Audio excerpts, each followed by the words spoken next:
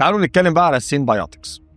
البروبايوتكس او البكتيريا النافعه دي لازم لها الاكل ده عشان يغذيها ويزود عددها ويحافظ عليها ويقلل فرص ان هي تنقص عندنا.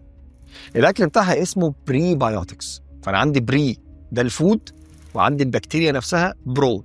لما احط البري والبرو مع بعض يبقى المنتج ده اسمه سيمبايوتكس. وهنا انا باخد فايده مضاعفه لان انا ما خدتش البكتيريا لوحدها، خدتها وخدت معاها اكلها. اهم بريبايوتكس موجوده معانا هي وجود الانيولين، ماده الانيولين موجود عندي، الجلوكومانانز موجود عندي، كمان الفراكتوساكرايز او الاوليجوفراكتوساكرايز. ليه بقول لك الاسامي ديت؟ عشان هتلاقي بقى منتجات موجود فيها البكتيريا وضايف معاها في المواد الفعاله بتاعتها ان حاطط الانيولين، حاطط الفراكتو اوليجوساكرايز وغيرها.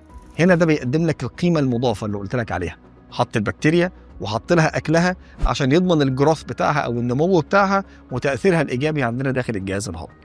كده عرفنا السيمبايوتكس. طب انا عايز اجيبها يا دكتور من الاكل بمنتهى البساطه، وانت بتاكل كوبايه الزبادي بتاعتك كل معاها نص تفاح، وانت بتاكل كوبايه الزبادي بتاعتك خد معاها بلحتين.